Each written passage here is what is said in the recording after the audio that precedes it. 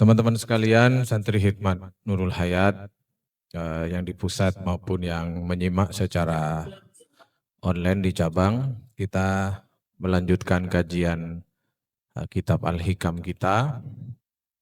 Kita murojaah dulu hikmah, bukan bulan lalu ya, bulan lalu libur, 2 bulan lalu, tentang pembagian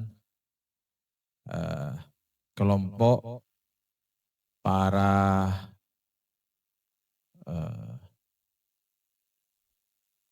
salik, orang-orang yang berkomitmen menuju Allah. Itu Serotoilah di awal-awal membagi 2 kelompok. Kelompok pertama, kelompok ahlu tajrid. Kelompok kedua, kelompok ahlul asbab. Bisa ditampilkan? Nah, yang nomor 2. Nah, ini yang kita bahas sebelumnya. Kita review ya. Ulang. Iradatuka tajrid ma'a iqamatillah iyyaka fil asbab minasyahwatil khafiyah. Keinginanmu untuk tajrid. Tajrid itu melepaskan keyakinan pada sebab-sebab atau mengabaikan sunnatullah sebab akibat. Ma'a iqamatillah, karena keyakinan yang kuat pada kita bahwa semua ini sudah ditegakkan oleh Allah. Iyyaka fil asbab, padahal engkau berada dalam ketetapan dari Allah bahwa sampean itu ada di makom asbab. Orang yang harus mengikuti sunatullah sebab akibat. Yaitu ya yang normal-normal saja. Lek lapar yang golek omangan. Ya. Nek butuh duit ya kerja. Nek loro ya berobat. Golek obat sing wapi. Minasyahwatil khafiyah. Allah naruh kita di situ. Tapi kita berhasrat ingin berada di makom yang lain, yaitu ahlu tajrid. Orang yang meniadak, yang melepaskan diri dari sunnatullah sebab akibat karena keyakinan yang sungguh bahwa sudah semua diatur oleh Allah.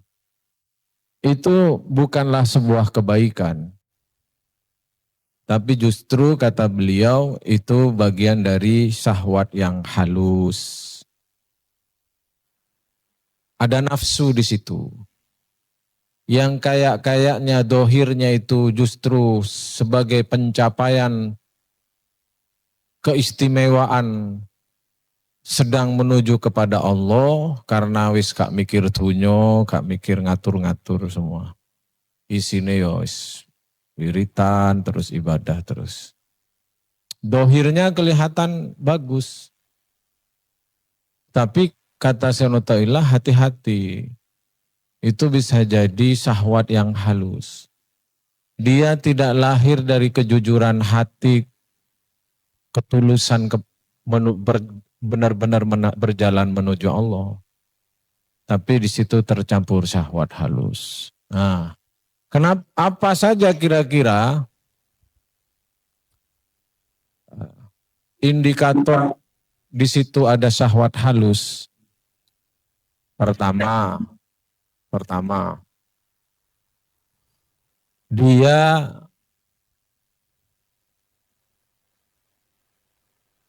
tidak nurut kepada Allah Subhanahu wa taala. Ya. Jadi Allah itu menciptakan dunia. Alam ini dalam sunatullah sebab akibat. Ada orang lemah yang harus ditolong melalui orang lain. Ada orang yang harus disembuhkan, ada orang lain yang harus dibantu. Maka Allah buat ya mekanisme kehidupan ini sebagian besar ada dalam hukum asbabiyah, sebab akibat. Makanya karena dunia ini dibuat dengan hukum sebab akibat, beda dengan di akhirat. Akhirat itu orang olahraga enggak keluar keringat gitu. Keringatnya enggak bau, padahal mestinya keringat itu bau. Orang enggak makan kenyang di akhirat. Tapi di dunia ini enggak begitu. Maka sebagian besar manusia diciptakan oleh Allah untuk mendukung sunatullah sebab akibat ini. Harus ada orang yang bekerja untuk mengantarkan makanan kepada istrinya yang ada di rumah. Harus ada orang yang belajar lalu mendidik, untuk ada seorang hamba yang Allah ingin pintarkan dia. Itu semua berjalan begitu. Enggak banyak yang laduni itu enggak banyak. Sebagian besar ada dalam asbabiyah. Maka orang-orangnya sebagian besar itu. Nah, Allah pilih sebagian besar orang ada dalam mekanisme itu. Nah, jenengan dan saya ditaruh dalam mekanisme asbabiyah itu, kok ingin melompat ke hal yang khusus yang Allah belum meletakkan kita di situ. Yaitu syahwat yang halus, kesusuai. Contoh misalkan, Ustadz Mukafi WA saya, Ustadz saya mau main ke rumah jenengan, ingin sowan, bahasanya sudah bagus, ingin hormat ke jenengan. Bagus enggak? Bagus. Tapi saya bilang, maaf Ustadz saya capek, sebentar saja, nanti saja ya, kapan-kapan. Enggak Ustadz, saya ingin hormat ke sampean. Saya bilang, iya tadi tapi aku sih kesel lagi. Misalkan, jangan ke rumah saya dulu ya, nanti kapan-kapan saya itu. Enggak Ustaz, saya ingin sungkem. Bahasanya sudah begitu. Kira-kira benar enggak beliau itu? Meskipun motifnya baik. Nah begitu juga. Allah letakkan A di sini, B di sini. Maka etika yang benar itu nurut. Bukan ngeyel dengan asumsi yang sana lebih baik. Tuh. Makanya kata beliau, ya, tajrid itu secara dohir teman-teman, itu posisi istimewa. Tidak semua orang ada di kedudukan itu. Itu kedudukannya para wali ya, yang mereka sudah saking bertahakkuknya, ya, tahakkuk itu penyaksian bahwa la haula wala quwata illa billah, bukan sekedar omongan ya, tapi seluruh jiwa pikirannya itu memang tidak ada kecuali Allah itu, sampai kemudian mengabaikan ya mekanisme sebab akibat karena sudah tidak butuh, karena semua sudah ditegakkan oleh Allah. Itu kan istimewa, tidak semua. Nah, cuma yang ditaruh di situ itu bukan karena karepe dhewe. Yang ditaruh di situ itu pilihan dari Allah. Maka kalau belum dipilih, ya sudah istiqomah di kedudukan asbab itu. Itu syahwat pertama ya. Syahwat pertama adalah kurang etika kepada Allah. Ya. Yang kedua, syahwat yang kedua adalah keputusasaan pada kesusahan dunia. Karena kalah saingan, ya, wis lah tak dukun aja gitu. Dadi dukun kok koyoke dadi dukun gak perlu pinter-pinter, pokok modal gondrong ya. Ngilang dulu ya, 3 wulan ngilang, teko moro-moro keluar bisa bahasa semut gitu ya. Inna makoli misalnya. Itu sakti itu langsung, orang langsung sungkem-sungkem. Langsung dihormati. Jadi kecewa pada dunia. Ya. Salah. Ya, kalau sikapnya keliru bisa salah. Nggak sabar dengan dunia yang mungkin mengecewakan, tujuan-tujuannya tidak terpenuhi, akhirnya lompat pagar. Itu syahwat, ya, syahwatul khafiyah, syahwat yang halus. Yang ketiga, hubbul jah, gila hormat, bisa jadi ingin dapat penghormatan. Saya ini lulusan pondok kok dipadakno ambek sing gak tau mondok ngene iki rek. Koyo kudu ngetok iki ya itu. Jadi ada hubbul jah, ada ingin dihormati, sama kayak tadi ya. Ada 3 tadi ya. 1, tidak menjalankan etika ketaatan, kepatuhan, Allah taruh dia di mana, ya sudah di situ.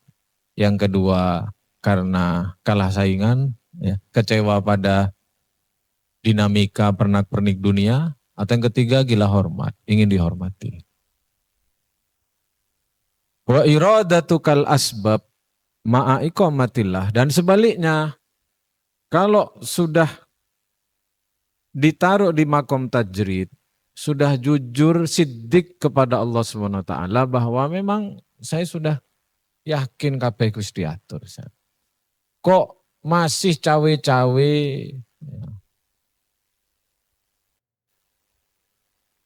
Awalnya saya akan kembali ke Solo misalkan ya. Kembali ke Oslo ya. Nggak usah, skip aja itu guyon. Awalnya sudah bahasa Jawanya itu pandito ya. Sudah mau bertapa sudah ini, sudah ya isi saya itu ngajar, mulang santri, ya wiritan, ya sudah situ. Rezeki ya, nek iya masuk gak masuk iya. Rezeki teko-teko dewe. Nah, sudah begitu mantap itu. Kok tergoda untuk lompat ke yang masuk dalam lingkaran sunatullah sebab akibat. Ya, akalnya didahulukan bahwa nek ngene kudu ngene. Itu kata beliau inhitatun anil himmatil aliyah. Penurunan dari kedudukan yang tinggi, dari semangat yang tinggi. Jadi turun level itu teman-teman. Terus ada pertanyaan. Terus saya ini makom apa Pak? Wis fix, nggak perlu dipakai variabel alat ukur. Wis sampean ku makom asbab iku wis fix iku wis. Kalau sik mikir ya prasmanan nono acara terus di menu sing enak rek. Ah itu berarti sampean wis milih-milih itu ya. Berarti ya sudah jalani saja itu. Sampean ono bagi-bagi terus gak kebagian kok wis entek. Terus sampean ku gelo itu. Itu wis udah makom asbab dan itu tidak apa-apa ya. Apakah orang kayak begitu bisa suluk torik ilallah? Bisa, tetap bisa. Makanya beliau tuh di awal-awal hikam itu sudah dibagi. Nanti ke depan itu sampean itu membaca hikam dengan kacamata masing-masing. Jangan keliru pakai kacamata. Sampean itu minus kok pakai kacamata apa? Plus. Sampean itu plus kok pakai kacamata minus. Keliru nanti. Keliru. Jadi sesuai nanti membaca hikmah hikam, nasihat-nasihat itu sesuai dengan makomnya masing-masing. Cok sampai mari ngaji hikam terus gak gelem kerja. Opo lho, kerja Mas, gak mulai. Lho opo? Diatur banget. Termasuk baca hikmah yang mau kita bahas pagi ini. Monggo Mas Alam. Nah, sawabikul himam la takhriku aswarul aqdar. Itu kurang alif lamnya itu ya. Sawabikul himam la tahriku aswarul akdar. Semangat yang kuat, ambisius, ya, ambisi yang kuat tidak akan sedikit pun menembus dinding takdir. Nah, ya, ini pendek hikmah kali ini. Jadi teman-teman semua, kalau ada yang paling kita syukuri sebagai orang yang beriman, setelah beriman kepada Allah ya, kita menemukan kebenaran Allah Tuhan kita, Nabi Muhammad sebagai Rasul kita, itu kalau ada yang paling membuat kita itu bersyukur menjalani hidup dengan iman, itu adalah keyakinan kita pada takdir.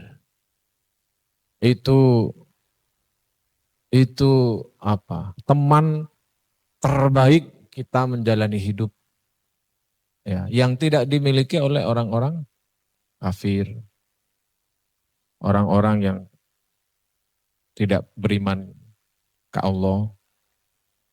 Saking mereka itu cemburunya kepada kita, mereka menyoal urusan takdir ini, ya, dengan cara mereka. Itu nikmat luar biasa. Ya. Kita menjalani hidup lebih tenang, ya, lebih neriman, itu karena keimanan pada takdir. Nah, begitu pula dalam suluk perjalanan menuju Allah itu, keimanan pada takdir ini menempati posisi yang besar, berpengaruh ya pada kita. Kita tahu ya, kalau dalam hal syariat ya ketaatan-ketaatan. Tapi dalam hal tasawuf itu peran takdir, keyakinan pada takdir ini besar. Dan itu yang tidak ada pada orang kafir. Bahwa semuanya sudah diatur oleh Allah. Maka di hikmah yang ketiga, sebagai awal-awal pembukaan, Syekh Ibnu Taimiyah itu menguatkan lagi, semangat yang kokoh tidak akan sanggup menembus dinding takdir.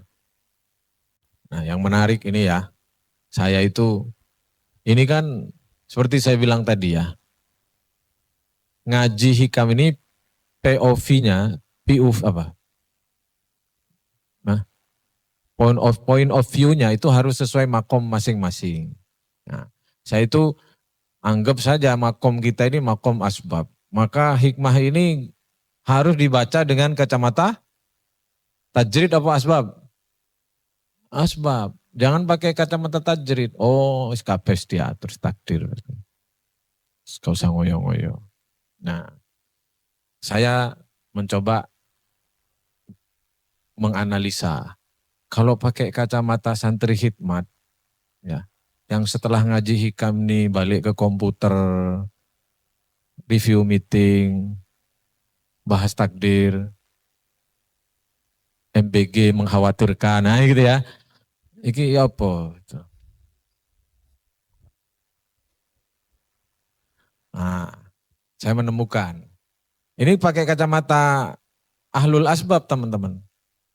Ya, kan tadi sawabikul himam la tahriku aswalal akdar. Sekilas itu kita membacanya, oh kabeh diatur. Semangat yang kuat tidak akan sanggup menembus dinding takdir. Oh ya wis nek ngono ya wis apa cari takdir aja.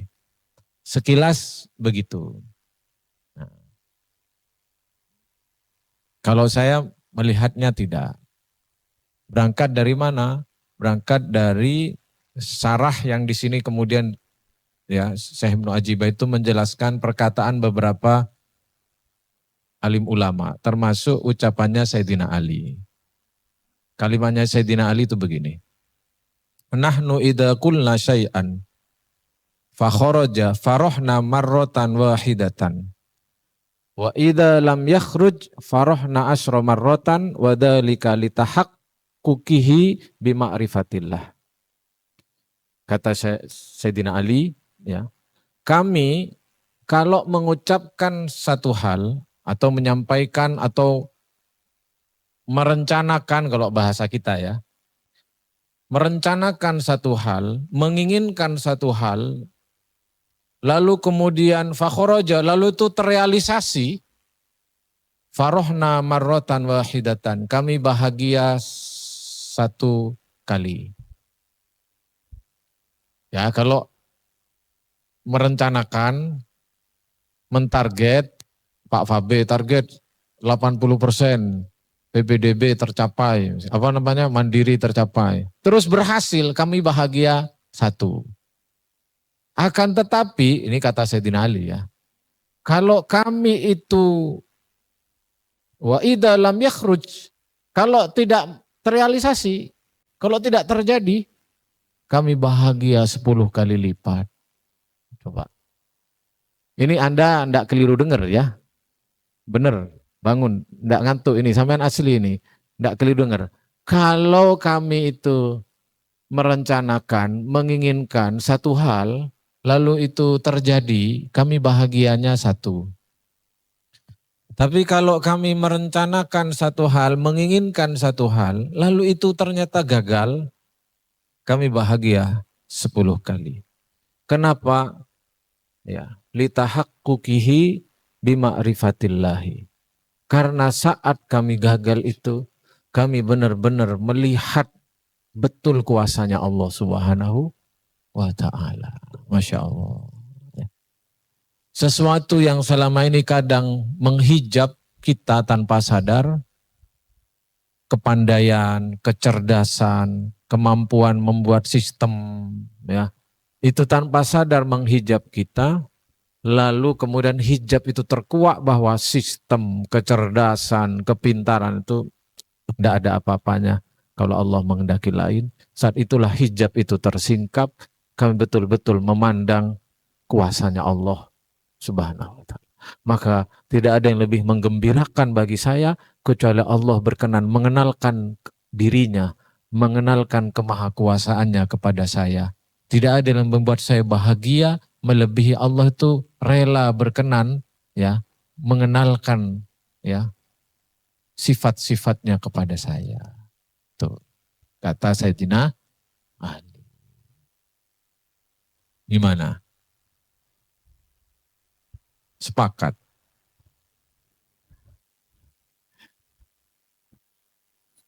Harus sepakat, maksudnya kurung iso ngelakoni ya itu sepakat, kecuali sampean punya argumen berbeda.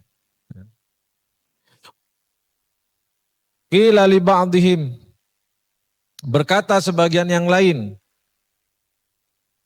bimada arafta rabbuk, dengan apa sampai itu kenal dengan Allah.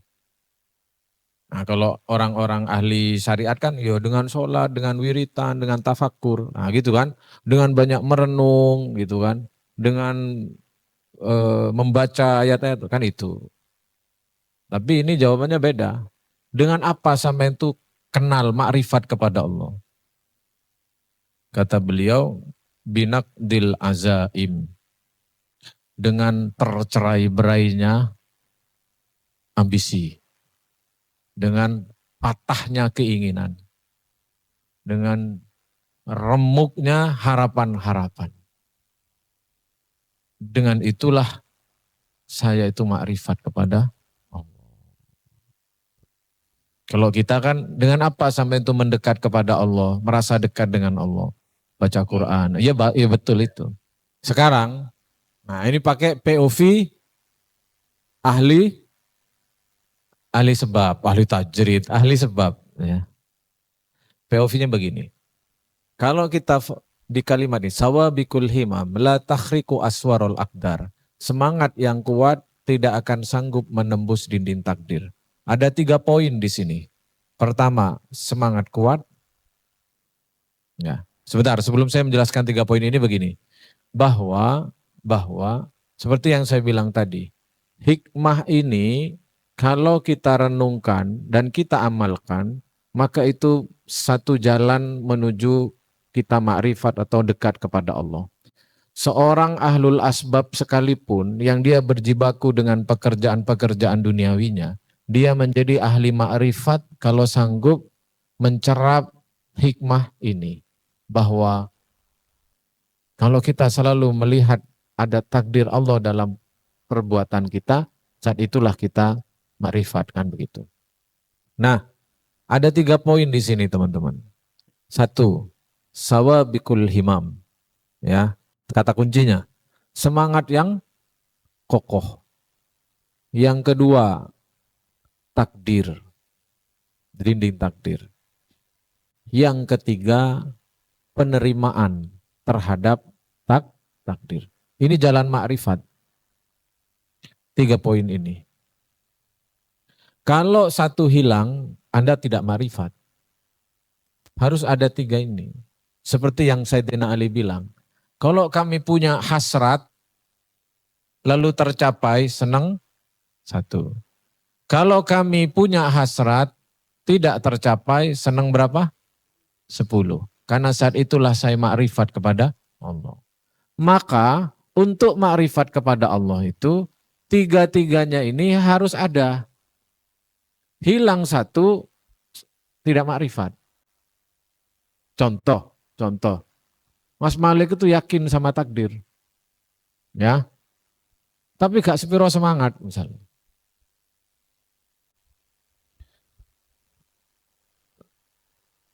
Karena ndak sepiro semangat, konco-koncone iku berhasil mencapai yang diinginkan, Mas Malik ndak tercapai.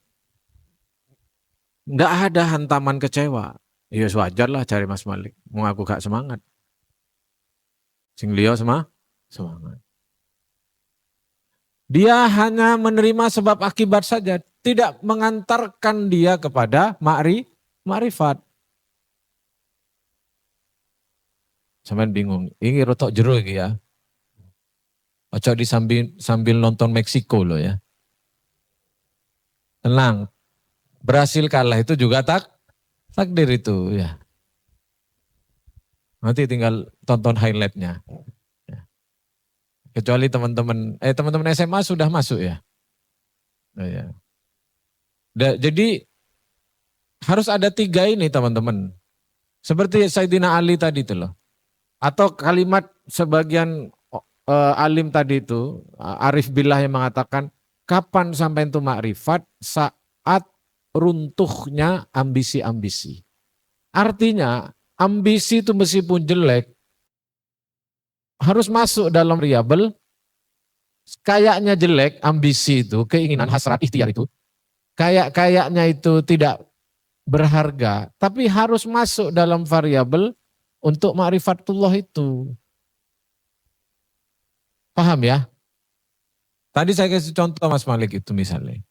Mas Malik itu gagal, tidak menyampaikan dia makrifat kepada Allah. Dia kembali tertipu oleh logika sebab akibat. Ya wajar aku gak oleh, aku gak usaha kok. Begitu ya kan? Halo? Paham maksud saya? Tuh. Ini dahsyat ya kira.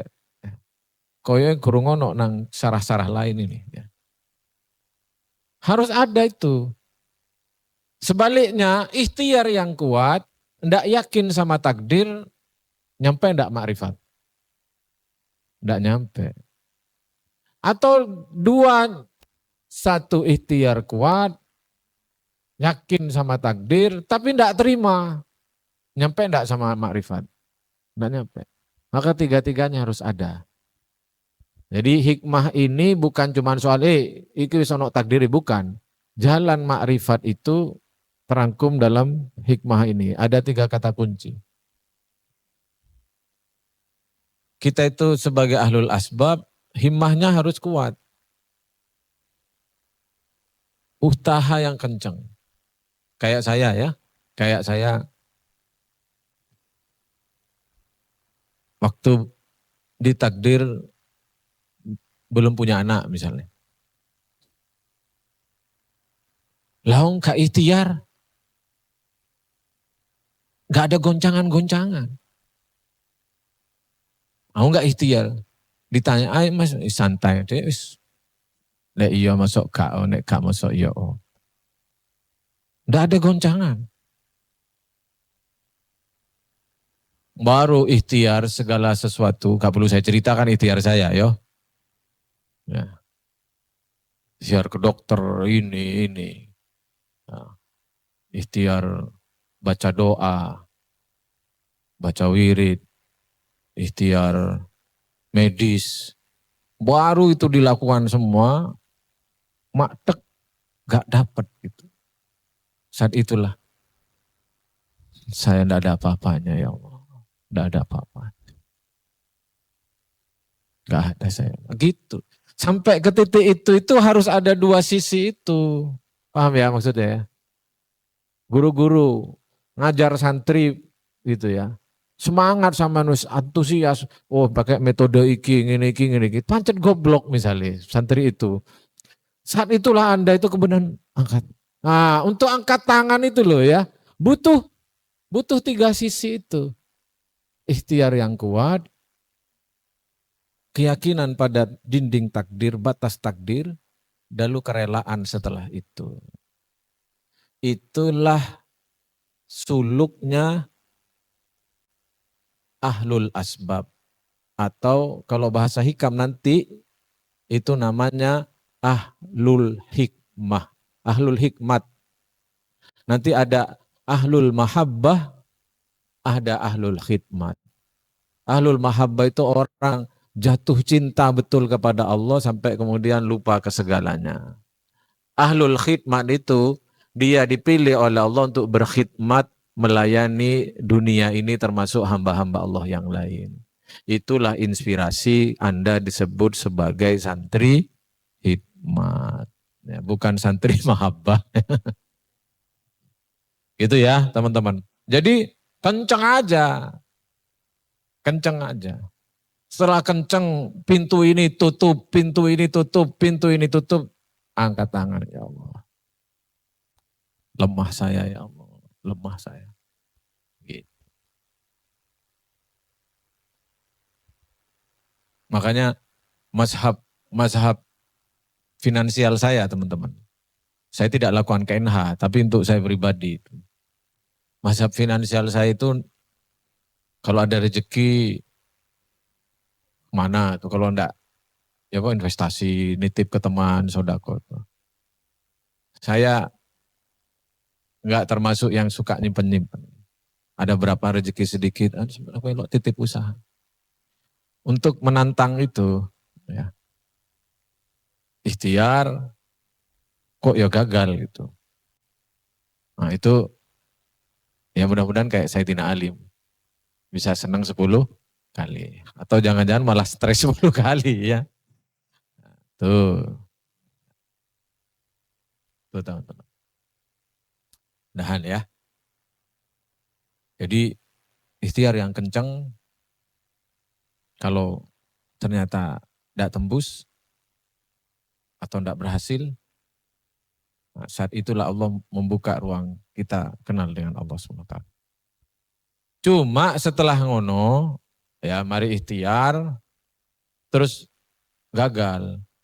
Oh berarti tidak cocok dong Mbak dengan itu konsep QC. Kalau gagal kan harus coba lagi kan, harus di feedback, harus dibuat lagi. Ini berarti gimana itu? Loh enggak gitu. Jangan lompat ke ahlu tajrid. Kalau sampean ikhtiar itu sebenarnya sebagai ahlu asbab. Mari ngono gagal. Wis bener sampean bilang iki wis takdire, ya. Wis bener itu. Enggak salah itu. Terus sampean menerima. Itu benar juga, berarti sampean sudah tiga-tiganya sempurna. Usaha, ketabrak, terima. Itu wis makrifat los set langsung makrifatullah. Cerah itu pandangan itu. Cuman setelah itu kembali ke hikmah nomor 2. Jangan lompat offset ke ahlu tajrid. Ya jelas kabeh diatur. Nah itu berarti sampean lompat. Padahal sampai itu tetap di asbab. Maka ya asbabnya jalankan lagi, feedback itu jalankan lagi, coba lagi, ketabrak lagi, terima lagi. Lompat jangan, coba lagi, ketabrak lagi. Ya, jangan lompat ke ahlu tajrid. Nanti ada masanya, ada. Pun saya kira itu hikmah dari ini saya agak panjang 45 menit ya. Kayaknya kalau setengah jam kurang memang ya. Nego lah 45 menit ya. Dan saya berusaha tepat waktu jam 8 berapapun jumlahnya agar tidak mengganggu mungkin teman-teman ada aktivitas lain yang dibutuhkan. Saya kira itu teman-teman, mudah-mudahan berkah buat kita semua ya. Kita tutup dengan Al-Fatihah dan kafaratul majelis. Al-Fatihah.